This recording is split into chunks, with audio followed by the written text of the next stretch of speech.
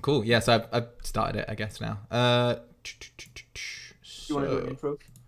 I'll do it in a sec. I'm just going to pull up the Hell document in another tab. Sweet.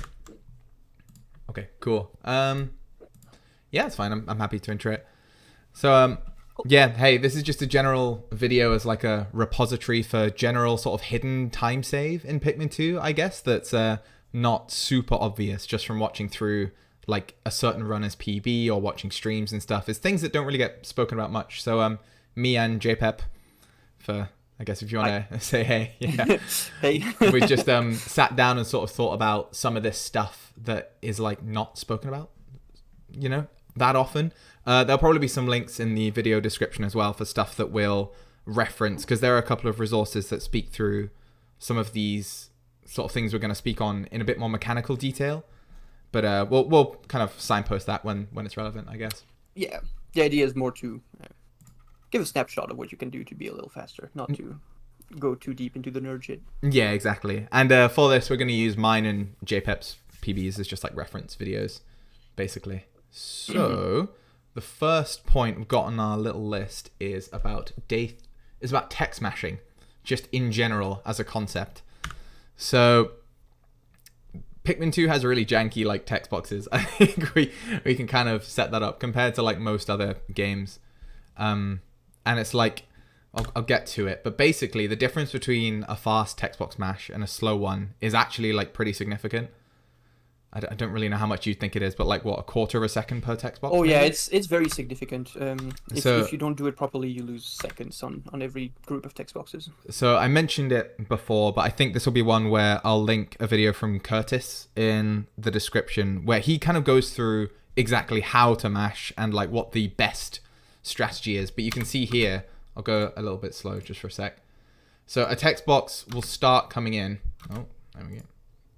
So a text box will start, and then when it scrolls away, you have to press A, and then this will scroll away really slowly unless you press B as well. Yeah, exactly. Is my understanding of how it works. So Yep. in terms of how, you know, a runner watching this could sort of take that and improve their text mashing, obviously everyone will have good examples, but if you either watch the Curtis video or even just mashing B and A at like a fairly consistent rhythm on both will give you at least, I'm going to say 80% of the way there.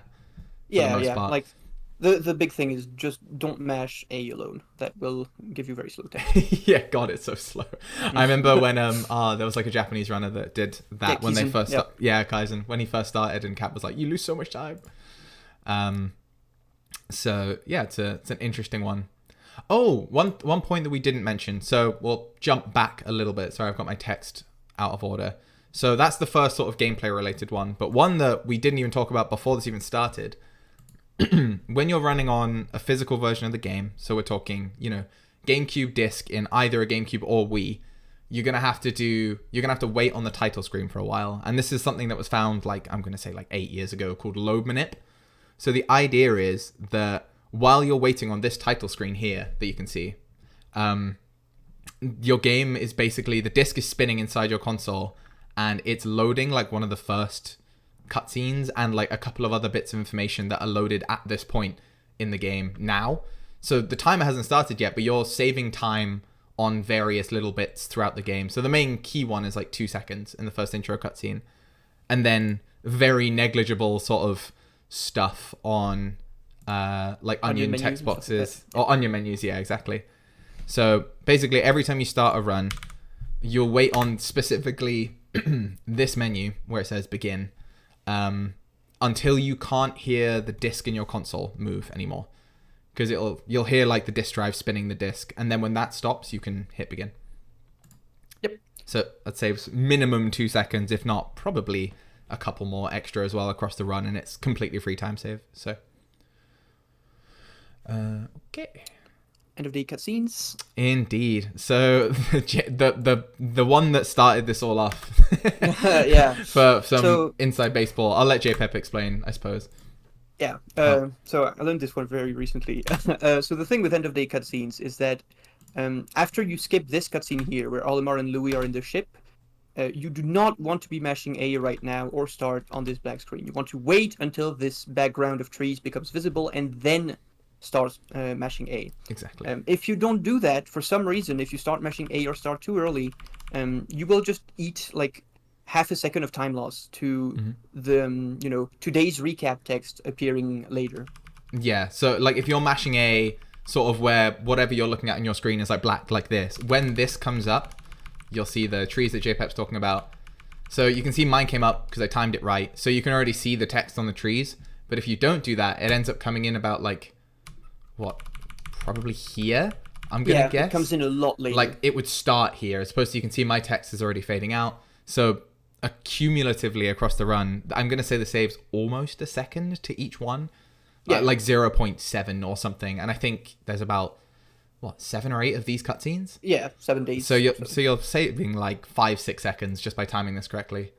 So that's a super easy one. Just do that. Wait for the trees, press A. Cool. So I'm going to move one of my little items down later because I actually hit it in my PB and we'll talk about it then. Right. So the next point we've got on our little list, it's not necessarily so much like inherently free time save, but it's a very hidden mechanic in terms of the enemies that I think is really worth explaining. So here, you can see a Bulborb in the background, right? This guy is like the first enemy you kill in the whole run. So doing it perfectly is like actually quite important. So knowing exactly when it's going to start aggroing and how to deal with that is really important. So what we do, this is like us going the first Pikmin, doing those cutscenes, whatever. But then you can see here, the Bulborb in the background, right? He's sort of turning his head left to right. So what we do here as top runners, you can see it's facing this way, right? To the right when you're looking at it. If it's facing in this direction, that means as soon as it starts to turn back and look towards the middle, it's gonna start aggroing immediately. So that means if there's a Pikmin next to it, it'll start trying to bite. If it's a captain next to it, he'll start chasing after you. And in day 2, this we're speaking on the point more generally, but for day 2, you can actually save time by locking it in off screen. So here I've like deloaded the Bulborb. Yeah, and his animation is just not going to progress while he's off screen like this. So it's stuck on that right side. And so Jack comes close. And then you can see the Bulborb when instantly notices him. It's like he's looking this way, but then you can see the Bulborb starts to look towards the middle and it goes, there you are. And then immediately starts chasing you. So you save, however long it would take the Bulborb's head to swing from side to side in like sort of the worst case scenario. Probably about a second, I guess. Yeah, it's a very significant time save. Yeah. And this applies to like every Bulborb across the entire game. It's something that when you're thinking about it generally, you can make really confident attacks on Dwarf Bulborbs with like purples or reds in various parts of the game. So I think that's either if you're collecting bugs later on, or just trying to kill Bulborbs safely in even something like Emergence Cave without any losses. Yeah. So it's also... Oh, sorry, go ahead. No, I was kind of done, yeah. Yeah, I was just going to mention that it's also potentially useful on Enter PK, where we also need to one-shot 2 Bulborbs. So, and it's the same thing where there's the other way around, where you don't want them to notice you and start moving. So you try to approach them where they're looking like, or right after they're no longer able to notice you. Yeah, and then that way they're sort of like immobilized, right? Like you can really take your time and line up a shot if you know that their aggro's just passed. Mm-hmm. So yeah, it's just a really good thing to know and something to keep in mind when you're sort of playing the run. So the next point we got is actually kind of skipping through day 3, which is fine. Oh, actually, wait, I almost missed one point. So this was something I alluded to before. It's a lesser known and kind of fairly inconsistent thing to get, but it's worth noting, and it's something that if you're in, for instance, like my stream, we'll talk about it a lot. So on this next sort of, map screen or whatever, keep an eye on where the rocket is in this sort of menu, right? So here, what I'll be doing is like absolutely mashing A as the rocket's coming around here. And if it stops sort of this position, like quite early, you can see this angle, right? That's like, I think a 1 or 2 frame window, JPEG, you timed it out? It's a 1 frame window, yes. So you can see 60 frames per second here. Yeah, so it's not exactly consistent. Like, you shouldn't expect to get this and be upset if you don't. It's more, if you get it, woohoo, you got an extra X many frames. But then you can see the rocket sort of starts to turn around again, and then it goes in immediately here. So if you don't get it, it goes around again and then goes in. So it's only a small time save, but it saves about a second. So it's worth trying to mash there and seeing if you can get it. It would be like if you got all of them across the run, you'd get an extra probably like 3 seconds or something. Yeah, because you can do this when you need to enter day 2 and day 3 and also day 4. So you can potentially get almost like 3 seconds of time save from doing these things. Exactly. So it's just a nice little thing to know, and something if we say got the 1 framer, or I guess now it's 2 framer, isn't it? So yeah, then that means we got that sort of 1 second free time save. Okay, so now we're skipping through to the first like actual significant split. So this bit here, this is just sort of per the route that, you know, Urban's route that if you're watching this, chances are you have hopefully seen that first. So the first point we'll talk about, and I'm not 100% sure if Urban spoke about this in that video, but it's good to know. So a lot of the time, this is probably the best example of it. There'll be 2 Pikmin sprouts that you need to pluck at the same time, right? This is going to sound really stupid because it's such a basic mechanic in the game. But what a lot of runners will do, you can see this first sprout in the bottom has sprouted, right? Say you would put Olimar here and you just wanted to, you know, you're trying to pluck as fast as possible. You just grab that seed and go. That's generally not the best thing to do because Olimar, in that hypothetical scenario, Olimar himself will have to pluck both. Whereas like Pikmin 2, great game, you have 2 captains. So for the most part, in situations where there are only going to be 2 sprouts left, it's always worth it plucking or waiting for the second slower seed to come up so that you can have both captains pluck 1 each. Yep. Because even though a captain will have like a faster sort of animation for plucking their second seed or whatever it is, like after you pluck your first one, the animation speeds up. That is offset by plucking both at the same time. So you can see I wait for the slower seed to come up and then you pluck with Louis and go for it. Yeah. Because if you start plucking too early, Louis just doesn't see a valid seed to go to try and pluck it, so he just doesn't do anything. Exactly. Okay. So, wow, yeah, okay, fair enough. So there's not actually too much left to mention in this split, apart from, I guess, for this second Bulborb here, it's another good instance of that aggro thing we were talking about. So here you can see me trying very hard, reacting to wherever I see this guy. So I see he's about to start aggro, so I have to throw very quickly. Like, you can see it just, again, there. It's something to pay attention to. There's also the 15 bag that we need to talk about. Yes. God, I completely missed that. All right, so I'll jump back to the start of the split because it's probably the first time it becomes relevant. So there are 2 things that we're going to talk about sort of together, which is... So one is obviously that thing we were talking about before where you're plucking 2 at the same time. So that's happening here. But while you're plucking, I feel like it's something that isn't really super known about. You can hold the C-stick at the same time and it starts moving your Pikmin, or it'll allow them to move while you're plucking. So here you can see while I'm plucking, these Pikmin that are done with their tasks or in my party are already heading towards this bag. And you might not necessarily appreciate why that's useful immediately, but that's a general mechanic to be aware of. So we'll say that as the first part. But then the second bit, which JPEP is alluding to, I feel like you might want to explain, I suppose. Yeah, sure. I'll slow it down for your benefit. The idea is that the counter for the number of Pikmin on the bag doesn't tick up instantly when you throw a bunch of Pikmin on it, right? If you just threw 50 Pikmin onto the bag at once, it would take a good amount of time for the number to go from 1 to 2 to 3 to 4, etc., up to whatever number you need to crush it, so that it would go down.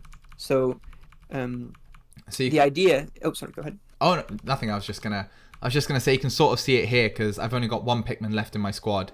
The rest should basically almost be on the bag, but it's only at about 10. So it actually takes a while for it to update, and you can see that here, where like the last one's sort of on here, and it just about starts toggling to 15 now. So yeah, basically, yeah. I'll let you finish the point if you like, really. Yeah, I was just going to say that it can be worth like throwing some red Pikmin ahead, so that you can get them on the bag a little bit quicker, because you're not actually limited by when the last Pikmin gets onto the bag. You're limited by when the counter ticks up from 14 to 15. Exactly, yeah. And you can see an example of that here where, because I had C-stick the Pikmin ahead while I was plucking, they're already further along here. So normally if I hadn't have done that, all the squad would be behind here and I wouldn't be able to start throwing yet. But because we'd held the C-stick forward, you can throw these kind of ahead and start, as JPEP says, that sort of bag timer as soon as possible. So good to know. Yeah, it's not hard capped by, or it's hard capped by how fast the timer goes up as opposed to how fast you're throwing. Yeah, exactly. Cool. Is there anything left? Yeah, throwing a Pikmin at the EC entrance. There it is. Cool. Okay, so this was the original last thing that I thought we were going to. Oh, the egg as well. We need to. Oh, yeah, okay, we'll mention this as well. It's kind of niche, and it's a little bit unknown exactly why it works, but sometimes, say, this is an egg push. It's like a trick in the game that saves about 8 seconds because you connect to your Pikmin at the bottom of the slope. So if you're familiar with that tech, sometimes when you push this egg, this one's moving normally, but it'll have what I'm going to sort of mysteriously call like wonky physics, where sometimes it's like the egg is almost like partially clipped into the ground and it doesn't respond to pushing as well as like this egg is. So if you're trying to push it, it only like ticks along. Something that we sort of found out from watching a lot of the Japanese runners actually is that when they would try and push, say I was pushing this egg and it was in that weird wonky state and it wasn't moving. If you just sort of move your captain and nudge the other 2 eggs, you just sort of push them around a little bit. Don't punch, just sort of push them. It kind of like normalizes the physics. And then oftentimes when you go back to the other egg, it becomes substantially easier to push. And even though you might think you're losing time because you have to sort of go away from the egg, you want to go down the hill, nudging all these other eggs, pushing a wonky egg is like a nightmare. Oh yeah, it doesn't work at all. It is so hard. Way simpler to just fix the physics and then come back to doing the egg push as you're used to it. Yeah, definitely. And I think if you're doing that, you're probably going to save at least a second or two just in avoiding the nonsense, basically. So that's just a little thing to be aware of and something you might see people do and wonder why they're doing it. But that's why, to normalize the physics. Okay. Right. So the last thing. So after you've done all of this wonderful early game stuff that's thrilling and everyone loves doing, you get to, again, more text boxes, but then you get here. This is probably one of the most like common, I'm gonna say like half viewer, half kind of interested in the speedrunner or speedrun question I get, and that is, why do we throw the Pikmin ahead at exits like this and then whistle? So you'll see I'll do it here. I'm like throwing this Pikmin ahead. And the reason we do it is because this Pikmin actually activates the cutscene, right? Like this cutscene is activated by proximity. You can see the Pikmin's in this area around. So it's activated that cutscene before the captain's actually gotten there. And you might wonder why that's sort of useful. The reason that is useful is because after, I'm going to say, pretty much every cutscene in this game, a captain experiences what's called lockout. So that's where you basically can't press anything apart from like directions and I think like cameras, and that's it. But you can't press any of the face buttons on your controller, or you can press it but it won't respond. So by throwing that Pikmin ahead, it activates the cutscene like almost a second before we get there. So when the cutscene ends, that it sort of lines up, and you can see here, right? Like I'm just about touching the exit now, and I can instantly hit A. Like, well, not instantly, but like closer to instantly. With a smaller delay, because if he had just ran at the hole with Olimar without throwing the Pikmin, then he would experience a much longer delay before he can actually enter the hole. Yeah, exactly. So it ends up being like, again, if you think about how many caves we do, what, like 11? Yeah, crazy amount. So if we do like 11 caves, you do this for every single cave, you're saving about 9-10 seconds across the run. So again, one of those things that sounds really stupid, but it saves a lot of time. And you can notice that right after Jack throws that red Pikmin, he instantly starts to whistle, because if he doesn't, he wouldn't. Like, he also wants the red to be in his party inside the cave, right? So he's just throwing him and then instantly calling him back. His only job is to activate that cutscene. Exactly, because you see, like, after the cutscene plays, like JPEP saying, the red's immediately like, oh shit, whoops, I'm with you. All right, let's go. and then you can hit A way sooner. So yeah, they're probably all the time saves that exist that are kind of less obvious before Imogen's Cave, I would say. Yeah. So the first big one, and this one I feel like was discovered, I guess at least in the Western world, kind of by me, but I probably give credit to Tool Assisted Pikmin. I think he's probably the first person to ever note it.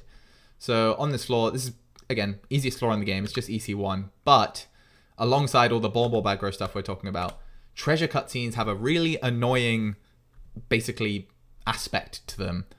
Which is, I'll include a video in the description to this, actually, and I'll make a little note of that to make sure I do.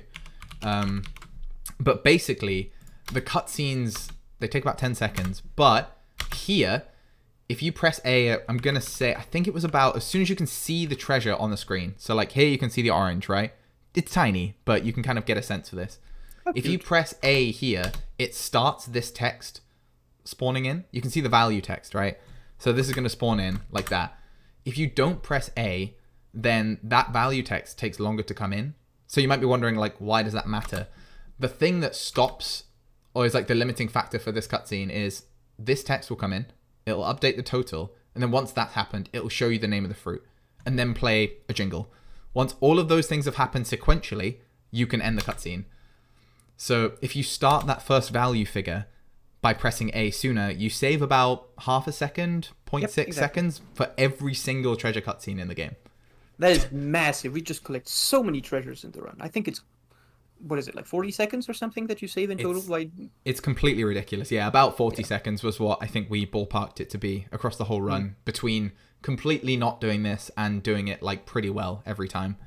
And just to show you how important this is, one of the most like, I guess, revolutionary runs on the board was by Ice Cube, which is a 1:36.08. He never did this.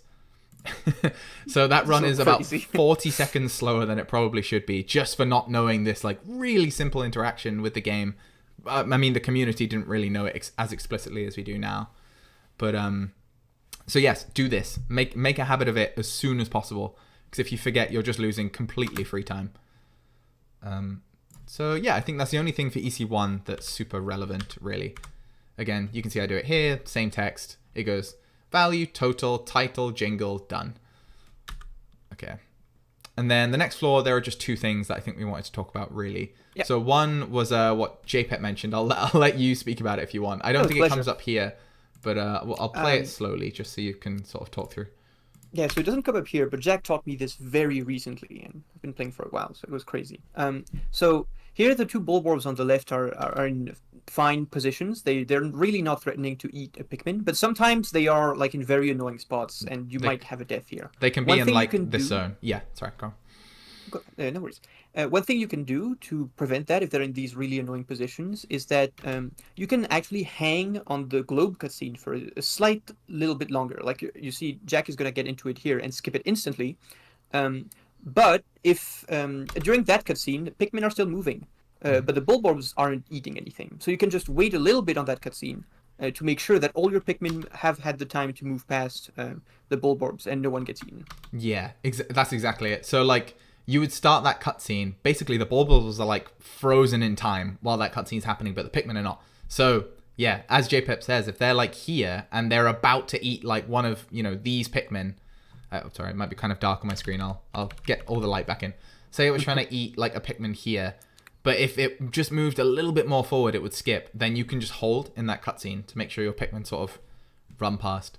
Again, it's quite niche, and the time save you get from it won't even necessarily manifest that much in the emergence cave split, but having that extra red, again, this is another thing that JPEP's a massive fan of. I think one single red flower cumulatively will save about like 2 or 3 seconds by itself in EC it's a above ground. Significant amount. Like you have to think that it's going to help on the enter hop gate, it's going to help on the enter SH gate, it's going to help on the globe carry. It's 0.7 seconds on the globe carry alone. It does like actually save a fairly significant amount of time to just save one Pikmin.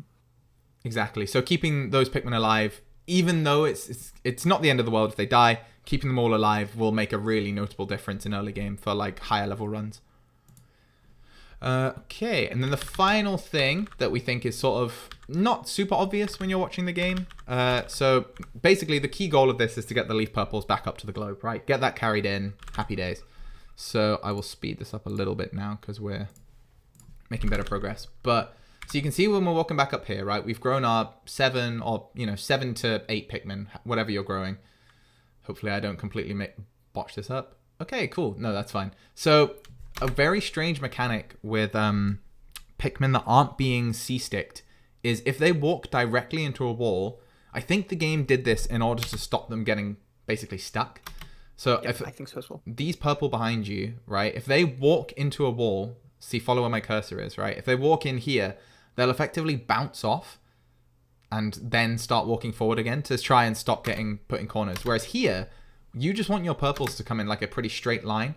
So what I'm doing at this point is holding C-stick constantly. It doesn't sound like a big deal, but you can see these purples down at the bottom are like really hugging the wall around the corner. If you don't do that, they basically zigzag all the way up here. And purples are really slow. They are like really, really slow. So getting them to the globe is the thing stopping you from finishing the floor. The limiting factor is what we call it, like a lot. So if you C-stick, it basically like cracks the whip on them. It's like, no, you hug that wall. You take the straightest line you can. You get up there. It's something that isn't always super obvious when you're watching, right? Because here, like, the purples are off screen, but I'm basically holding C-stick as much as possible here to make sure they're walking straight as a bullet. In as straight a line as possible. Yeah. Exactly. Otherwise, all that zigzagging just adds so much distance that they have to walk. It saves a good second or two or something to properly C-stick them along the wall. Definitely. Like, doing it perfectly versus not doing it at all, I'd even go further north of that, like 2 or 3. It's just silly for, like, completely free time. So if you can multitask C-sticking here as much as possible with killing this bulb orb and preventing any disasters, you're saving a really good amount of time here. I think that's sort of the last thing in EC I wanted to talk about, unless there was anything you can think of. But no, I think we're good. Awesome. Okay, so the other part that started this conversation we will talk about now. So again, another today's report. Remember about that. So this rocket here, before we spoke about how the rocket in the Valley of Repose, if you time it early enough, then you actually save time, right? If you're like one of the first 2 frames that you can hit the rocket cutscene or something like that. Just the first, but yeah. Just the first? Oh, okay. So it's still 1 frame. It's just cool. 1 frame. Yeah. So yeah, if you get the first frame there and you're really fast, then you save a second. Here, it is the exact opposite. And JPEP, I'll let you explain because you've actually done the due diligence for the timing. So yeah, so I just checked that in emulator very quickly recently, and so in this specific area enter, when you're moving from VOR into Awakening Wood, if you press A on one of the first 2 frames where you can do it and enter the area, then the ship will do an extra swerve to go in its animation to go into the area, and that will lose you about 40 frames, I think. So again, by just delaying your A press a tiny bit and not mashing like a madman here, you can save that 40 frames very freely. Yeah, it's incredibly free, and I think shout outs to Kemi for being the first one, at least I can recall, who actually like voiced this very publicly. Like, don't mash as fast as possible. And if you want a good visual cue for this is the one I use. So you can see the rocket sort of travels over left to right, like it's doing this. A good visual cue to know that you are definitely late enough is when it starts turning up the nose of the rocket here. It starts tilting up. That means you can press A here and you're not going to lose time. So that's what I do here. And then hopefully it only does 1 loop and I'm not lying. There you go. Yeah. So if you go frames. Like, exactly, a free what, 0.6 seconds or something. Exactly, yeah, 6.6. So completely free, and just make sure you do that. I think that's the only other sort of overworld time save that we're aware of at this point. Okay. Right. So there's basically nothing that we could think of talking about for this split. This is just really simple mechanical stuff. Everyone will have their own strats of doing it. And, you know, if you're at the level that we would expect somebody who's watching this video and getting the most value out of it to be, you're probably not having problems here. But we'll skip to Hall of Beasts, where there are a couple things that I think... Oh, in fact, just kind of one thing we want to speak about, really. Yeah, and it's not that much. It's fairly less known. So, effectively, when you spawn in a floor, you notice I'll start pretty much all of my floors as Olimar. The benefit of being specifically Olimar for the start of the level is that if you're playing as Olimar, he gets access to camera controls much quicker. I think it's like half a second faster. So after the come down here, this starts, and you can see as soon as we fade back in, I will have pressed L, I'm going to guess about this point. And you can see the camera is like already in this like straightforward position, and it's like straightforward, up, down. Whereas if you start as Louis, you wouldn't be able to decide the direction of the camera for an extra like second. So I'd have to wait here before moving. But you can see I'm already heading in sort of the right direction here. So it saves, I don't know, depending on how reactive you are to the come down and your position, it'll save about half a second probably per floor moving like optimally. It's really important to realize that you don't even have to wait until the sublevel is visible at all to press the camera buttons. Like Jack said, he pressed them, during the black screen still, like after he skipped the come down. Yeah, exactly. Like I'm pressing it, as JPEP says, kind of like probably Now. here. You can And press then L and Z now, and it changes your camera. Yeah, and it holds Instantly. that all the way through, exactly. Whereas Louis, I think it'll do Z. It'll take your Z input, like whether you're looking top down or kind of forward, but it won't point the camera Centering. forward. Yeah, it won't center it, exactly. So that's a really useful one to know. I mean, the other aspect of this, which we'll talk about I'm just going to skip ahead because it'll kind of make the topic fit a little better. So the next part is for White Flower Garden 1. This is sort of the yin to the yang of Olimar. So Louis, if you start a floor as Louis, it doesn't just have downsides. It does have one benefit, or a downside, depending on how you use it. So say I leave as Olimar here because I'm a hater, but a lot of people will enter this floor as Louis. And when you go into White Flower Garden 2, it becomes kind of obvious why. So these two treasures can spawn separate from one another. So you can have one spawn over here and then one spawn a completely different direction. A benefit of starting a floor as specifically Louis is that you can just nudge Pikmin, because obviously when you nudge Pikmin, they enter your active party, and just run away from the rest without using your whistle. And if you do that, the two captains aren't connected to one another. So you'll be able to run one way with one captain, but without pressing any other buttons, you've left the other captain at the spawn. So that can be really good if, say here, right, one of the treasures was on this right side and you had to get that moving, but it would come in first, and the actual thing that would dictate how fast the floor would be completed is the second treasure. Then obviously being able to switch back to that second captain faster and have that sorted quicker would, save you time, is the theory. So yeah, exactly. It's a fairly niche bit of knowledge, but something that a lot of top runners are a fan of doing. Just to be clear, the difference is that when you enter with Olimar, Louis is instantly in your party. Even if you don't whistle anything, Louis is still following you. While if you're Louis, then Olimar is not in your party when you enter the sublevel, and you do actually need to whistle him. Yeah, exactly. Or not in this case.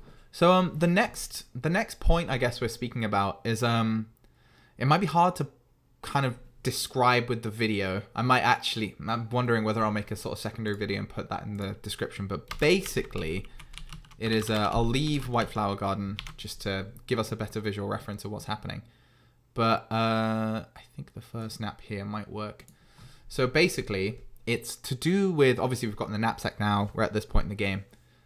Napping as a captain, you obviously hold X and then you start napping.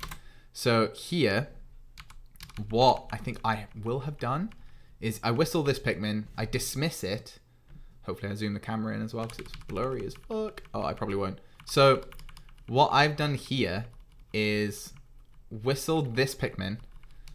I have dismissed it as after this turns to 2 and then pressed X.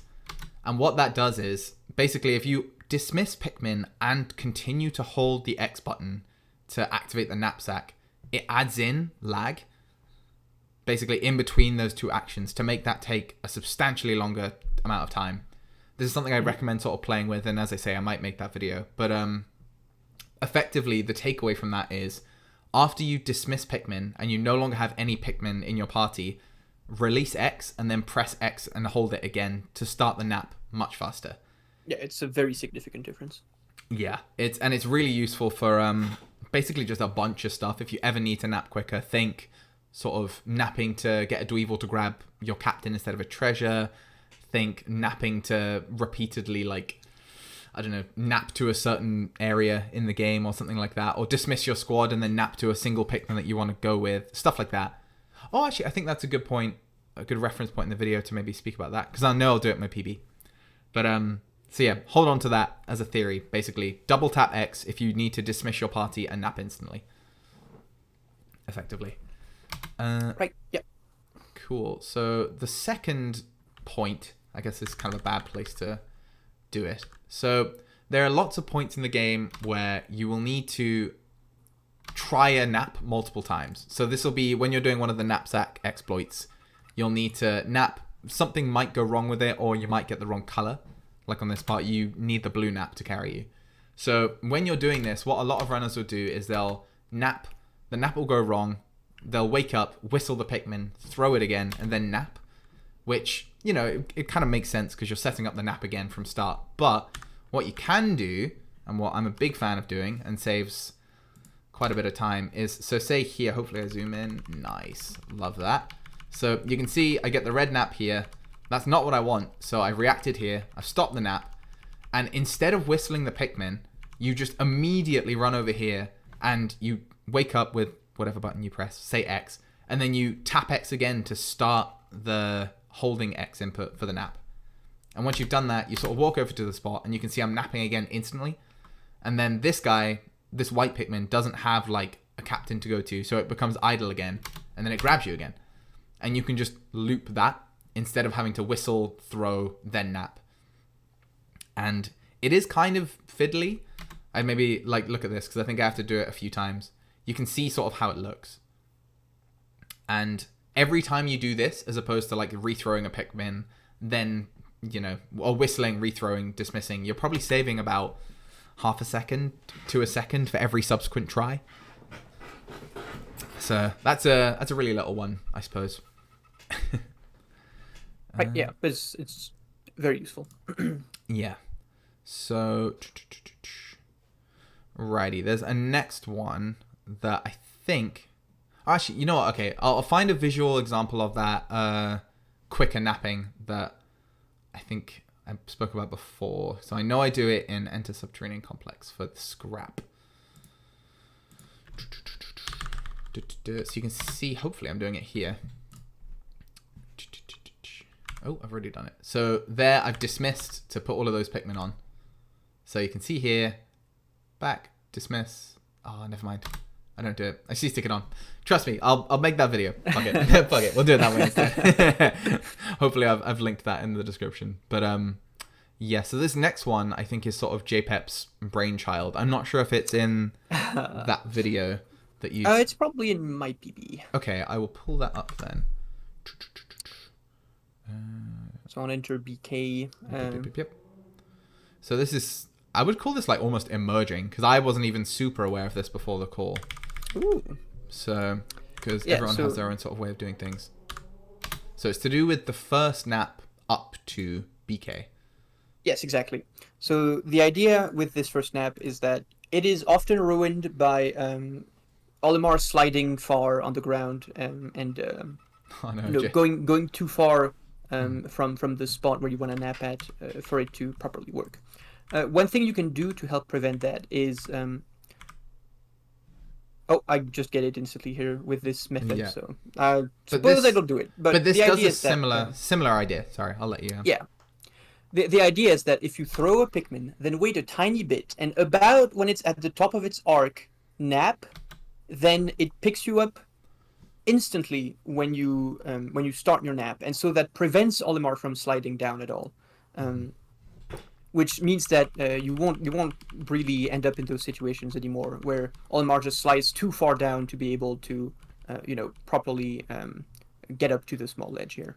Yeah. And I repeat, all you have to do is just throw the Pikmin, wait a tiny bit, and I would say about when it's starting to come down from its arc, you press X, and you will get this instant regrab that makes this very consistent. Because the idea is, if I sort of understand correctly, this is something that I guess IID sort of popularized. If you throw the Pikmin at sort of this key point in the middle, this is exactly where you would want Olimar to be to nap to make this work every time. Because he sort of clips against this bit of the tree and then comes up. So if you throw a Pikmin exactly here and then you time the nap, it will grab you in exactly this spot. You can determine exactly where it is. And sliding really is, like the fact that captains have physics and they'll slide down hills for like even a little bit when they nap is the reason you can't do the snap as Louis. Yeah, exactly. Because he slips a bit more. That's like quite a known thing. So yeah, the JPEG idea is that if you throw it right here and then time it, then you get the first nap a lot more consistently. I'll be playing with this probably a little bit over my coming attempts, but it's a very inconsistent nap, so it's worth exploring that and seeing how it feels, really. Yeah. Cool. Okay, so I think we've only got a couple points left, unless there's other bits I'm forgetting about. So we're jumping quite far ahead, and it's incredibly important. Oh, sorry, I'm in the wrong video. There we go. Okay, so we're jumping ahead to SCX1. So this is essentially my call to action for any aspiring top level Pikmin 2 runner. please watch a video that I will link in the description. I might even link it at the top. It's that important to me. I care about it a lot. It's basically a video that Grassdigger, a very prominent, I'm going to say community scientist at this point, like knows a lot about how the game works. He basically made like a Bible on exactly how dismissing in Pikmin 2 works. And we use this all over the place. You can dismiss squads of multiple colors of Pikmin to get groups to form kind of exactly how you want, really. It's more useful in all treasures, like we were speaking before this, and I sort of alluded to that. But we use it a lot in Payoff Debt, and I think the most important place you'll see us use it is when destroying poison geysers. If you just throw a bunch of white Pikmin at it, it is quite slow. Like in general, like you have to throw Pikmin, they'll slowly build up more damage per second, and they'll eventually destroy the geyser. Or you can do what we do all the time, which is you set up this by grabbing your white Pikmin first, and then you effectively, what I do is I swing them around. So you C-stick sort of back, right, and then forward. And the idea is that this separates your group so that the average mass of each of them before the point of dismissing. So whites will want to dismiss here. And again, this understanding this more is why I'm saying you should watch the Grassdigger video first. Honestly. And then just look at this again and you'll understand why it works. But you can see the center mass of blue Pikmin's about here. The center mass of purples is sort of off screen behind us. And the key bit that we like, the center mass of whites is going to be like right here. So you're going to get all 20 white Pikmin attacking this poison geyser at once. And you can see it just nukes it in comparison to throwing. And it's so much quicker. Yeah, it just saves a lot of time every time you do that. Yeah, exactly. So that's saving at least half a second to a second for every single poison geyser you want to kill. And as JPEP, you were sort of saying, even just understanding that if you have, say, only one type of Pikmin, they'll dismiss very predictably. So yes. On SCX3, we use this quite a lot. So even... Oh, I think I just C-stick this one. Dang. Yeah, but you C-stick this one because it's a little bit easier when you have multiple types of Pikmin like this to just do a clean C-stick in this circumstance as opposed to a dismiss. Definitely. So it's like, basically, watch that video, understand how dismissing works, and then whenever you're watching maybe like a higher level runner, just observe how they dismiss and when they do it. And it'll also just make the mechanic make a lot more sense. So if you have any homework from this video, that should be it. I think Jack put he mentioned the center of mass of Pikmin, and I think that's like really the right concept to think about when you're watching a dismiss. Like that is that's constantly going through our head to understand properly like where the Pikmin are going to dismiss after we press X. Yeah. That's exactly it. And I mean, the video goes into more detail about other things that affect it, but the center of mass is like the easiest one to take straight away. Yes. So cool. And I think the last point we'll mention to hopefully wrap this up in a sub-hour. You need to look at my PB for this one. Oh, yes, I do. Haha, because I screw it up. Spoilers. World Records does not do this and loses a second for doing so. So, there you go. That's the lesson of this. We all screw some of this up. So it's to do with COS 5 and basically the key. It's just called the key, isn't it? The treasure. It is just the key. So there is a weirdly optimal way of loading this that I will let JPET talk through. Yeah. It's actually, I think of it as a fairly similar thing as the BK knapsack thing we talked about earlier. Where, if you just, to load this key optimally, you basically want to wait until the cutscene is right about to start and then throw a couple Pikmin, like I'm doing here, 3, 4, whatever, and so that they basically hit the key, they fall on the key during the cutscene. And if that happens, then the key will be instantly loaded by the Pikmin once the cutscene is over. You can see I'm going to skip it instantly here, and the Pikmin are just already grabbing it. It was completely instant. Yeah. I think actually, interestingly, you have to let the cutscene play for at least a frame, actually. So don't completely mash this one. I've just realized that from watching, because I mash it in my PB, but I think I do it exactly the same frame. Whereas I think, if I have my suspicions right, this cutscene probably plays out for a frame? Or maybe not. Honestly, who knows? I'm not sure. No, maybe not. This is a bit mysterious to us as well. You have to throw it. Maybe it's about an aim thing. So if you throw it like right at the base of the key, like you can see, you've got loads of time here to line it up, and JPEP does that really well. Like the reticle's in exactly the right place. He throws these, and as they are hitting the ground, like you can see now, right? They're about to. As soon as this cutscene ends, they're gonna hit ground. and what they do is immediately pick up the key. So the key is already moving at this point, right? What happens in World Record is that the cutscene ends, the Pikmin are all idling around the base of the key. In fact, I can just show it. I can show what a failure of this looks like. So basically, you saw what happened in JPEP's one, where the key starts moving immediately. Great news. Whereas I throw it. I'm aiming for the same timing, but they don't grab it. Yeah, they land on the ground instead of on the key. Is what's happening here. So the difference is it would already be moving now. It would start moving instantly, but instead it's now moving. So it loses about a second and a half.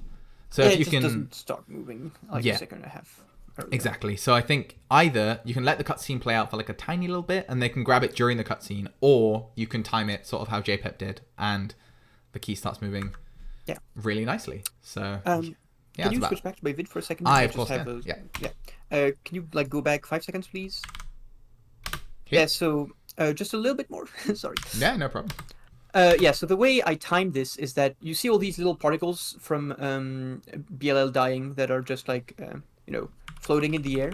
Yeah, it's all this stuff basically. Yeah, all this dust from it dying. I just wait until they're basically completely disappeared, and then I start throwing. And that usually gives a very consistently good timing. So about right now, I'm gonna start throwing. Yeah. So you wait. So all the dust is gone. You wait a beat, and then JPEP starts throwing.